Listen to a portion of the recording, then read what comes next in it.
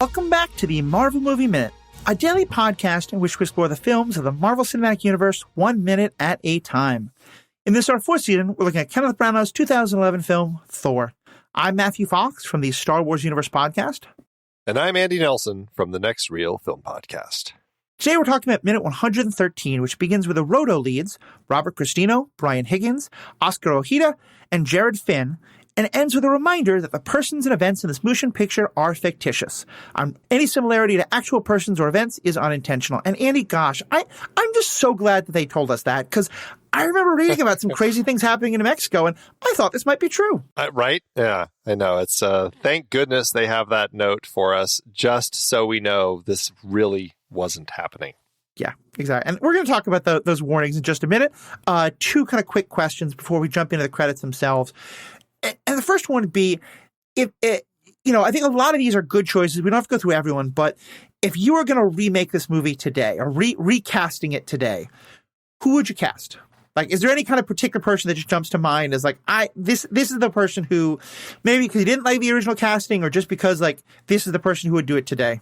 Boy, that's an interesting question. If I don't know if it's so much recasting, but maybe like I get frustrated that Isabella is, an Academy-nominated actress and has so little to do. And it's one of those parts that it kind of is, it becomes an infuriating, like, oh, what is she in this movie for? Why isn't she doing more? I almost would cast her with somebody that either give more to the part or cast it with somebody where I'm not thinking those things. To remind people, she's the person who is like pouring the coffee and running. She runs Isabella's diner, but she's got maybe 3 or 4 lines. Right. Adriana Barraza plays her. And, she was got an Oscar nomination for her performance in Babel. And, and I don't know. I find her to be such a compelling person to watch on screen. When she's in a part like this, I'm like, why are you here? And so it ends up being one of those frustrating bit parts. And it's one of those things where you always have to wonder what the story is. Because I know there have been times where I've heard about things like this and gotten super like, how could they waste such a great talent? Only to then find out that the actress had just finished a major project and had another major project in 2 weeks. And Kenneth was like, oh, I've got this great part for you. It's like, can I just read a line or two? So I have no idea what happened. But yeah, it definitely seems like it seems a big disconnect to have someone of that caliber play such a nothing kind of a role. Yeah, that's the frustration with it. Mm-hmm. And maybe this is just because I think he's such a good actor, and he played a villain in the MCU, and so he died so quickly. I would kind of have loved to see Michael B. Jordan as Thor. Like, I think he's such a charismatic actor. This is the actor who played Killmonger in Black Panther. If I was doing it all today, because I just think a Black Thor would be an interesting direction to take it, but also because he is so charismatic and he's so good at that, like, I'm being obnoxious, but you love me anyway kind of thing that Chris Hemsworth also pulls off quite well. So that was kind of the one that came to mind for me. That's an interesting choice, especially when you look at something like his performances in the Creed films, and you can see like he can carry some of that like cocky arrogance that Thor certainly has. I think that there would be something interesting with that. So yeah, that's an interesting one. Yeah, Creed is definitely part of what I had in mind. Like it's hard for me, again, going to Idris Elba, it's hard for me to not think of Michael B. Jordan as just the scrawny kid from The Wire, where he was 13 years old at the time. But yeah, he's really kind of grown and matured and such a great actor. Oh, he really has. You look at it, such a variety too, like the Creed films, but then you watch something like Fruitvale Station and stuff. So yeah. And he's finally now getting to play things where he doesn't die. He very famously said at one point that he was very excited to tell his mother about Creed because he had died at the end of almost every TV show or movie that he had done, and his mother just couldn't take it anymore. So that was a nice change. All right, so let's dive into the credits. So as we mentioned last time, we're now back to the score. We're no longer in the songs. The score just seems like it fits so much better. And we get reminded that there's only 2 songs that are credited in this movie, which is funny because often now I'm used to it being like a whole, soundtrack worth. And it's The Walk by Foo Fighters and I Can Help by Billy Swan. And I'm not sure that Billy Swan is going to become top 10 on my playlist anytime soon, but it just I watched that and I had to pause and go back and listen to I Can Help, because I like that song is really kind of ridiculous and silly, but a fun song, and fits so well into the movie in that moment that just seeing those two songs side by side kind of reminded me, like, yeah, I Can Help. I liked that song. Walk, not so much. Well, and I think that speaks though to the importance of finding the right songs for the right moments. Like, I mean, there are plenty of soundtracks that I listen to that have amazing songs that fit so well in that particular scene, right? Yeah. And I think that's the key, is it fits for the scene that it's in. It's not a song I'm going to listen to all the time, but for what they're conveying and the emotion that it's trying to bring out in the scene or whatever it is, like that's where it works so well. And yeah, I mean, like the Billy Swan song that plays when all the townies are trying to pull Thor's hammer, it fits. It feels like the right sort of song for that place. And the Foo Fighters, I mean, it's not my favorite song, but for the bar scene, sure, it works in context of the scene.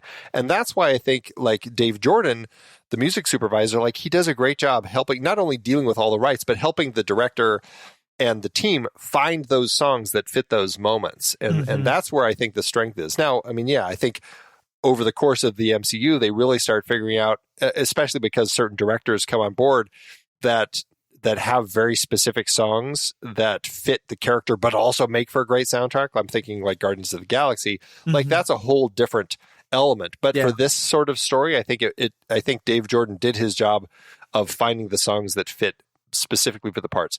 Not so much for the end credits. Like, I hate listening to the Foo Fighters song here, but in the bar, it was fine in the bar. Just leave it in the bar. Exactly.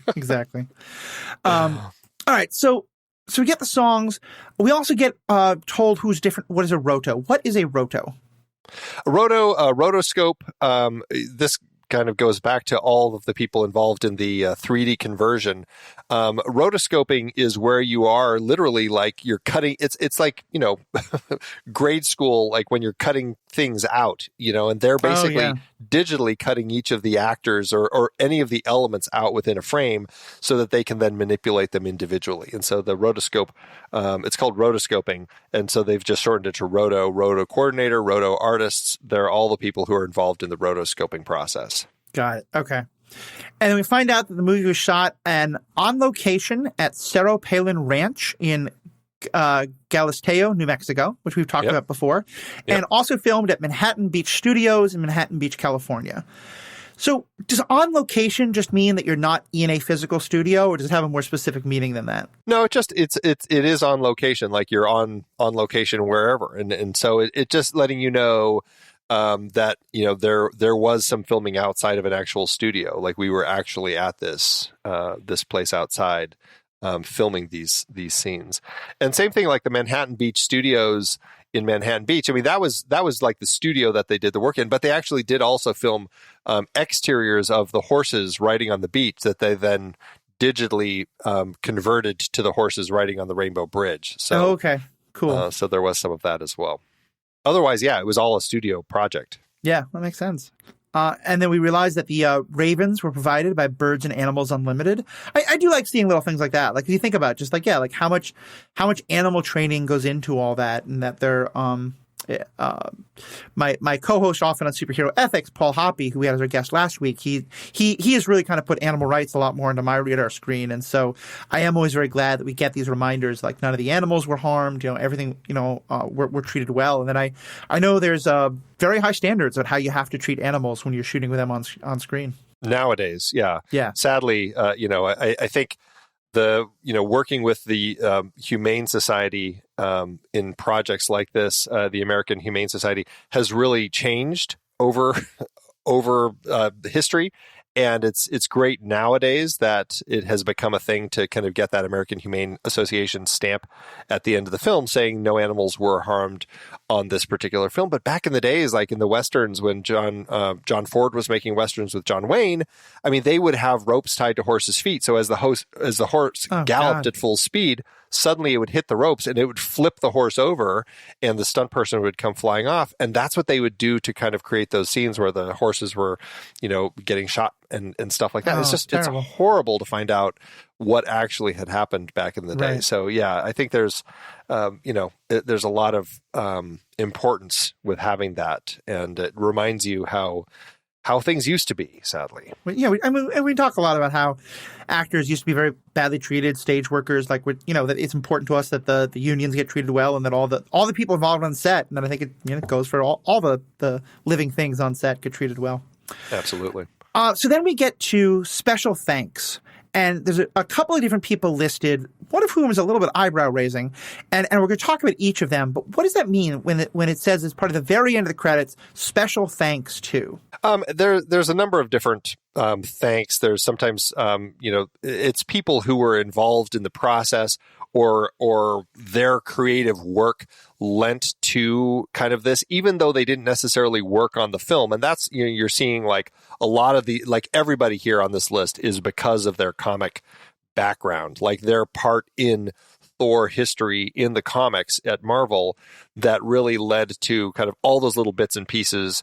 Like they weren't JMS working on the script, but they still had a part in playing kind of the evolution of Thor over the course of his comic history. Yeah. And there are so many, if you're interested in kind of like legal stuff, there's such fascinating and at times really upsetting, legal stories about who has the rights to these things. And, there's stories about like the original creators of Superman and Batman having to sue many years later because they got so little of the money from it.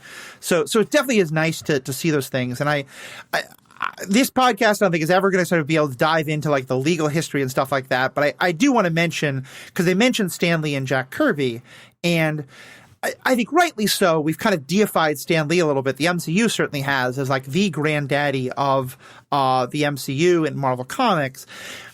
And there's a lot of folks, especially Jack Kirby and now Jack Kirby's estate, who have a very different version of the story of what Stan Lee did. And I kind of have hinted at a little bit. There's not much you and I can add to the conversation, but just kind of want to bring up that, like, I think it's great that Stan Lee gets so much credit. If it's the kind of thing you want to dive more into, there are some very interesting discussions about like how much was Jack Kirby, how much was Stan Lee kind of becoming the public face for things that maybe other people did, and it's kind of a whole history that can be worth diving into if that's your thing. Yeah, there's a lot of. I mean, that's a whole podcast in and of itself. Like Stan and Kirby, like the Stan and Kirby story. I mean, that you could spend a number of episodes kind of like back and forth, kind of dealing with kind of the stories back and forth with all of their history. Yeah, I was reading somewhere that someone had been trying to get that movie made to do like a Stan Lee and Jack Kirby story, but that part of the problem was that both of their estates were like not giving any permissions because there are still a lot of legal cases that are still out there, and there still is fights about like who gets credit for the stuff and things like that. Yeah. Because it's comic book authors. In Stan Lee was able to kind of make himself into a celebrity in a way that most comic book creators have not. And there's a lot of stories out there about people who, like I said, like I think the two guys who created Superman got like a $500 check in 1940 and then didn't see anything until decades later when they sued for something. Yeah, right. So some of the other people on the special thanks list, Walt Simonson and Louise Simonson, I think we've talked about them already, right? They were the ones who actually see sitting at that final feast. Exactly, at the banquet table there. And Walt Simonson had the run of Thor in the 80s. That is, one of the seminal runs of Thor where, with just so many interesting characters that certainly were created and storylines. I mean, that's where Frog Thor is. That's where Beta Ray Bill is.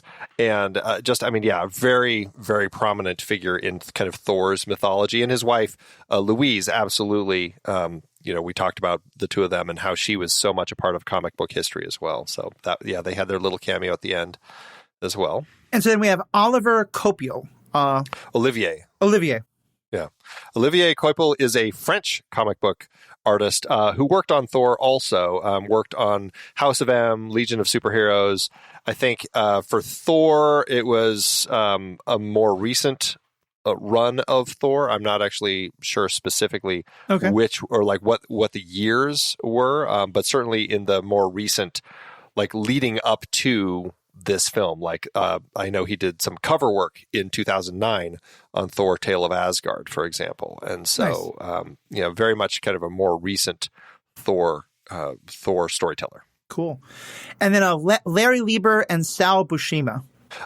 Again, another comic book artist, Larry Lieber, very much was involved in Iron Man, Thor, Ant-Man, and did a lot of work with those stories. I think it was really back in the early days with Stan Lee and stuff, like back in the 60s and everything. The one that really threw me, and I actually had to look this up to make sure it's the right person, Ralph Macchio, who I know, and I think 95% of people know as the Karate Kid, who has now kind of had his acting career resurfaced with Cobra Kai. Did he take a break and write comic books at some point? Well, I'm assuming you know the answer since you just said you were doing some research. But yeah, it's a different Ralph Macchio. This one is a comic book editor, writer, executive editor. Lot of Daredevil work that he's done, and has done quite a bit of work with a number of different Marvel stories, including back in back with Transformers, back when Transformers was getting started, but also was kind of in the 80s, 70s, working on some of the stories in there. And I'm not sure when specifically Thor, I think was in the early 80s that he was, Thor with Mark Grunwald, 80 to 81. Mm-hmm. Yeah, no, I did do some research. I uncovered that, but I was a little disappointed, especially because I think I've mentioned this before, but one of my favorite TV shows, I'm sure it's not an all realistic, but it's poking fun at Hollywood, and a lot of Hollywood people appear as themselves, is Entourage. Sure. Ralph Macchio appears in it as a character at one point, and he kind of makes some jokes about how, this is before Cobra Kai, he's just been sitting in this nice mansion for 30 years after making the Karate Kid movies, trying to figure out what to do with himself. And so I had a couple seconds of enjoying the idea that somewhere he picked up a pen and started writing Thor stories because, he could do it. But no. Because why not? Just not the case. That's great. So I've tried to keep too much politics out of it. You can probably tell I'm somewhat of a union-dyed lefty. It was really fun to see the union logos come up at the end. Because I always seen those pictures and had no idea what they really were until, for different reasons, but because of the strike, I'd done some deep diving, and Andy even part of that, into the unions and all their role in Hollywood. Yeah, you've got IATSE and the Teamsters in their logos popping up at the end here. Along with the Motion Picture Association and things like that. Yeah, and then the companies that we've talked about, like Stereo D is in here, and the different sound, Dolby Digital, SDDS, Datasat, digital sound, stuff like that. So you see a number of and Kodak, it was nice to say, oh, this was back when we were still filming on film. Yeah. Oh, that's right. Yeah, instead of it all being digital. Yeah. So, and then we do end with these legal disclaimers, and I guess that you can go on Twitter and find 8 million jokes about this, about things where it's like, a bottle of rat poison and it'll have a legal disclaimer on it saying, please don't drink. So I guess we're just in a world where everything is a disclaimer. But I just wondered if because we now see this disclaimer on every piece of fiction. Is this just was there some lawsuit at some point where things got sued? It seems impossible to me to imagine that anyone would think, gosh, I wonder if this Thor is based on a real story. Why do we need that disclaimer even on these completely out there movies? That's a great question. So, okay, I did some real-time research, which I'm cutting out, but everyone will get to kind of hear this answer because I didn't know until you asked that question, and I did a quick search. It turns out that it's the strangest story. It all circles back to none other than Grigory Rasputin, believe it or not. Okay. Not the person from, wait, Gregor Rasputin, like the guy from Russia? Yes. Okay. Yes. Okay. Yes. It all circles back to him. There was basically there was a film made by MGM back in 1933. It was a biopic about Rasputin that was called Rasputin and the Empress that they had made. And this was, again, before they put this disclaimer on films. And Rasputin, well, I don't know if it was Rasputin or people like in his family, whoever it was. Yeah, because he was killed, quite famously, it took 8 different ways to kill him, but he was killed in 1917. So I'm guessing not him, but yeah, maybe his family or someone like that. Okay, no, actually, who it was actually his wife, Irina, who had had sued them, and because she had been living penniless in Paris after everything that had happened with Rasputin, and she thought the film was defamatory about him and all of this sort of stuff, and they were cashing in on his name and all this stuff, and so she actually sued. It was I don't have all the information. I'll post the link in the show notes. People can read more about it, but she actually won. And MGM had to pay her $125,000 in 1933 dollars. I don't have the conversion, but that's a lot of money. That's a lot of money. They had to take the film out of circulation, and they had to take all the offending scenes out of the film permanently. Interesting. So, okay. Because of all of that, MGM added that disclaimer that basically let people know that it is all now fictional. Okay. And so that's really where all of this came from. That's crazy. Well, it's so funny you bring that up because I'm listening to a great podcast called Revolutions that's doing like a step-by-step analysis of all of the Russian revolutions. So it did a whole thing on Rasputin. It's an insane story. But also because, clearly the legal restrictions have changed, because I don't know if we can say for sure that Rasputin was either the lover of the Russian queen or Russia's famous love machine, as the fantastically awful disco song from the 70s by Boney M, Rasputin, would tell you. But those are two claims made by the song. So clearly something has changed, or there's some disclaimer in that song. If you don't know the song because you're not an old man like I am, definitely check it out. Google the video. It's one of the strangest 70s things that you've ever seen, but wonderful. Rah, rah, Rasputin, so lover of the Russian queen. All right, now we've gone. Good. Let's pull ourselves way back from Tangent Land. I think we spent 10 minutes on that, but it's beautiful.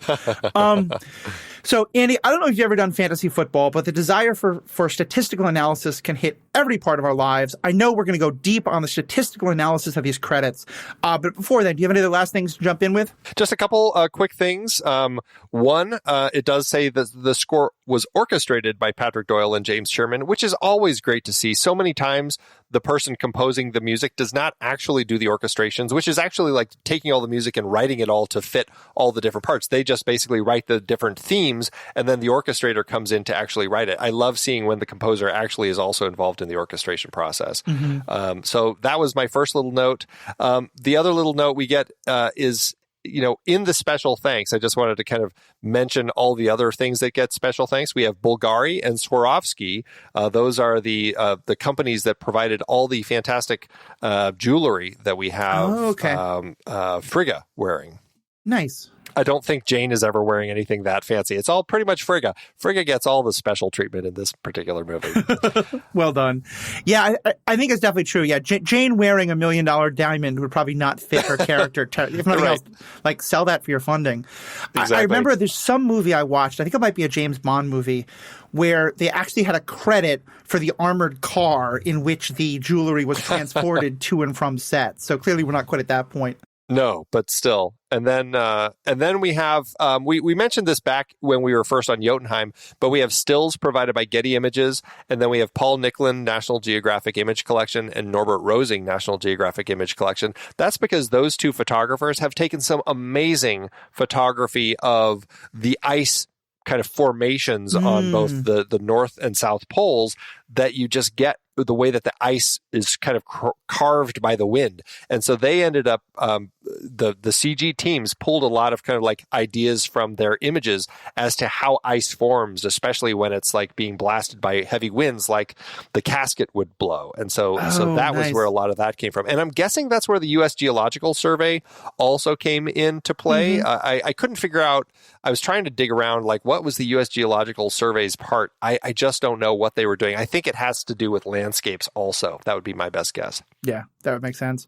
This is going back a bit in the credits, but I should mention we were talking about all these different companies. Andy, you sent me some videos that different ones had put out, and at least one or two of them are ones that in my days of ill-spent youth, when I would go to dance parties and raves and things like that, if there was a geeky version, I'm pretty sure you would see. There was one that just took I think it was the one that did all the the Yggdrasil type things, and it took all their effects and put it to kind of a rave, EDM kind of beat, and definitely great videos to Google if you can find them.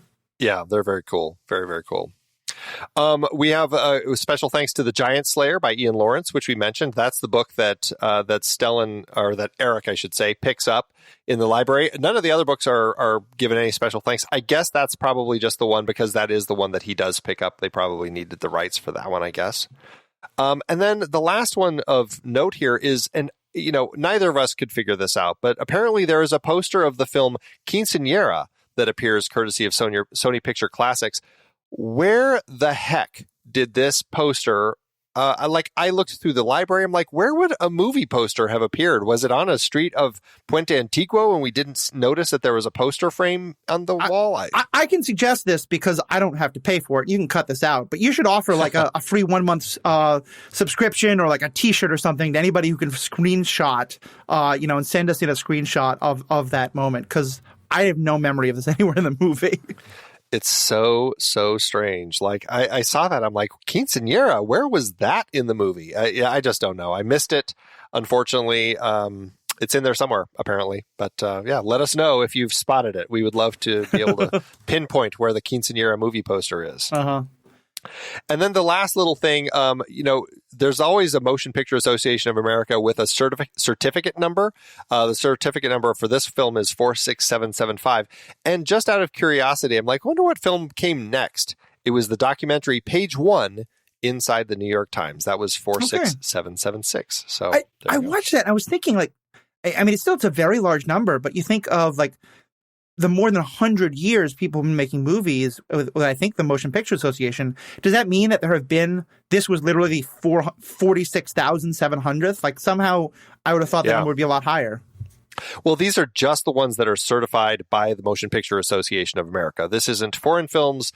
This isn't like there are certain independent films that probably didn't go through the certification process.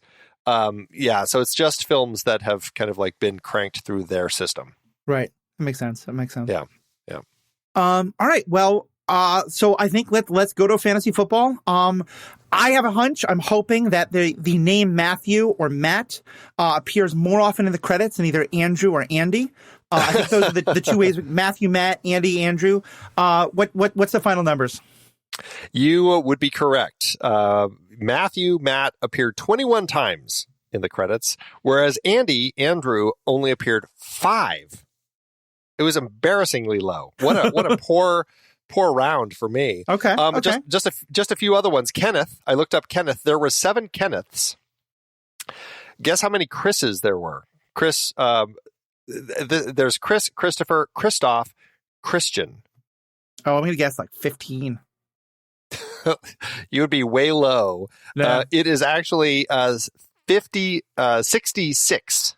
Wow. Okay. 66. Yeah. Very, very popular name. I'm also going to guess that in a movie that is so much about Scandinavians and the like, we'll probably I don't know if it would pop up in the credits, but I'm thinking Nelson's going to do a lot better than Fox. I didn't even look for Nelson.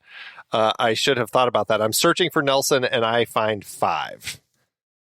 So no, I take that back. 4. There's only 4 Nelsons. A Fox, only 1. Yeah, that sounds about right. And it's a middle name. It's a middle name. That sounds about right. So, yeah, I'm sorry about that. Guess how many Thors there are? That should be an easy guess. 1? 0. I mean, other than the character name, but real people with Thor. With. Yeah. 0 Thors. Natalie's, there were only 2. Okay. Jane's, there were no Janes, except, interestingly, the middle name for a person whose name was Pepper Jane Gallegos. What the heck are the odds of having an actual Pepper in an MCU credits? Like, there were no Peppers, and I said this back in Iron Man. I'm like, there's never going to be a Pepper. This is the Pepper right here on Thor. So I mean, and part of that, especially with the low numbers of all of those names, like, given that gender is not an easily like boxable thing, I don't know if you could like categorize all the names. You couldn't just go by the credits and figure out how many people are men, how many people are women, how many people are non-binary. But I am guessing that probably 80 to 90% of these credits have names that would at first glance seem to be more likely male than female or non-binary.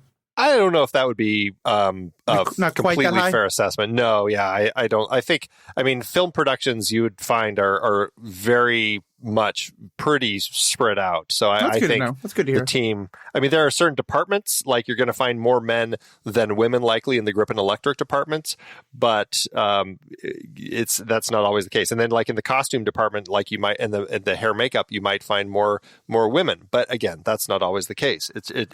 There's just such a variety of people in all of those different departments. That's good to hear. Yeah. What about any other important stats that you found? Yeah, so I'll just run through the names. So there were 10 Toms and Thomases. There were 17 Anthonys or Tonys. There was only one Cat, unfortunately. There were only one Idris. There were 3 Rays, 8 Joshes, only one Jamie, one Renee. There were the most common names. Again, I already mentioned Chris, but David, there were 62 Davids, 51 Michaels, and 36 Johns. You know, someone once calculated that the freshman class where I went to college was 0.5% Dave. So I'm not surprised that there were this many Davids. So many. Yeah, so many. I always think that the people who are juniors, seniors, or thirds are interesting. So there were 23 juniors. There weren't any seniors on this film, but there were 10 people who were the third. Oh, interesting. Which is I always find interesting. Yeah. It's also interesting when people go by abbreviations. So I looked at what were the people who had just their name was an abbreviation. So we had DW, EJ, FC, HW, JD, JE, KC, KL, KM, MW, and VW. You know, I think of that abbreviation as something that's going to roll off the tongue. HW. I know. That was the one that stood out for me too. Henry Wilson. I'm trying to think because often it's like, yeah, JR. It's okay. John Ross, like TJ. I guess TJ doesn't often, know exactly what that stands for. But HW, it's like, it seems like more difficult to say. Yeah, exactly. Yeah. But speaking of more difficult to say, there are people who don't want to go by their names and they go by the nicknames instead. These are the nicknames that we had on the film: Chip, Chops, Drewsta, E338, which is the strangest one, Ernie, Fuzz, G, Hap, Jack, Jim, Cobe, Lee, Mick, Mitty, Nico, Cy, Tex, Tiny, Tony, Trip, Wally, Woody, and Yo. Okay. Well, Yo, Yo-Yo Ma, like Yo can be a name in some context. Do we know that wasn't? I should say all of these, and the reason something like Tony is popping up in here, it's because it's somebody who listed their name in quotation marks as part of their name. Oh, okay. So like you don't it's not necessarily like Tony. Yeah, that of course that's an abbreviation, but this one specifically was listed as Anthony quotation Tony. So it's so that's why I listed. So Yo is actually Yoichiro Aoki, who is one of our stereoscopic leads. Okay, cool. So, but it goes by Yo. So there you go. Makes sense. A couple other little things. One, there's actually a person whose first name is Jor-El who worked on this, and I can't help but feel like ended up in the wrong franchise. I remember I was talking with some friends in a different context about 5 years ago. I think it was like 16 or 17, but one of the top 20 names for American girls, babies born in like 2015 was Khaleesi. So at some point, Khaleesi Smith is going to be a sound engineer on one of these movies, and we're just going to see that in a credit. So I guess, Kal-El. Yep. Yeah, there it is. And then the last little bit of statistical information that I had was, you see a lot of these big blocks of names as we're going through the credits. And so I counted how many names were in some of these big blocks, and I wanted to kind of go through them, especially knowing that the actual credited cast is made up of 48 people. So, okay, let's use that as kind of a jumping off point, right? Utility stunt players. And if you add the separately listed Frost Giant utility stunts, 57 utility stunt players on the film. A lot of them. That's pretty cool. At Film Illusions Incorporated, their crew was 56 people.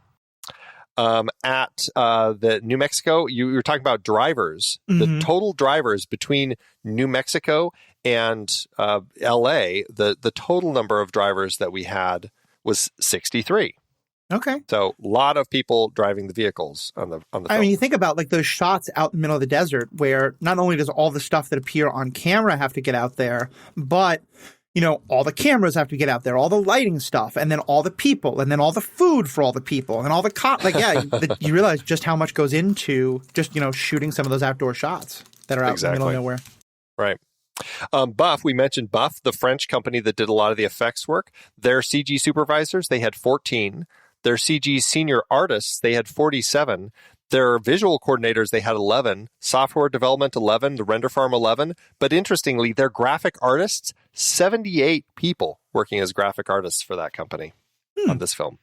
A lot of people. Yeah. And then the last big number that I have, you brought up stereoscopic artists.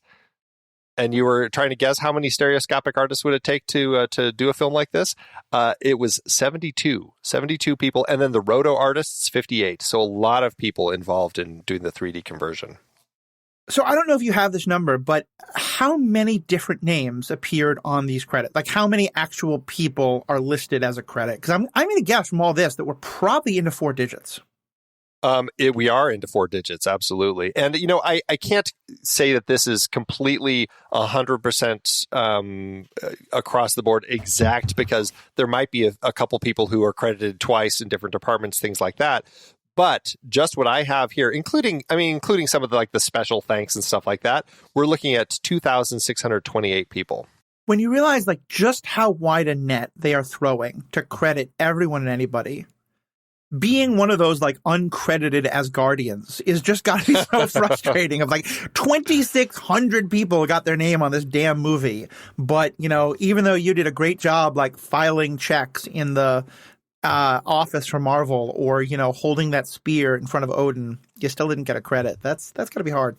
Well, and I will say, what I pulled this from IMDb, and so there are people who actually are uncredited who have listed themselves on IMDb as part of the film, because you can do that. You can get yourself listed, and you would just show up as uncredited. So there are some. So this number does include some of the uncredited people, but it doesn't include all of them, because not everybody knows enough to do that. And so it's better, but still, I'd love to know what the actual number is.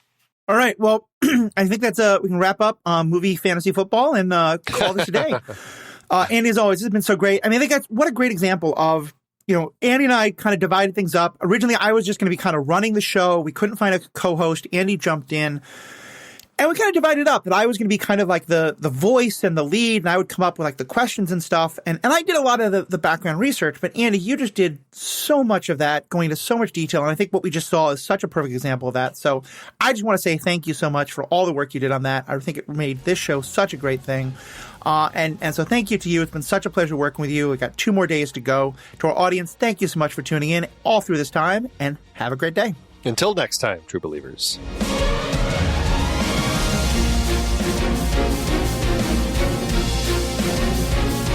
Marvel Movie Minute is a production of True Story FM, engineering by Andy Nelson. This season's music is One Last Ride by Martin Puringer. Find the show at truestory.fm, and if your podcast app allows ratings and reviews, consider doing that for this show.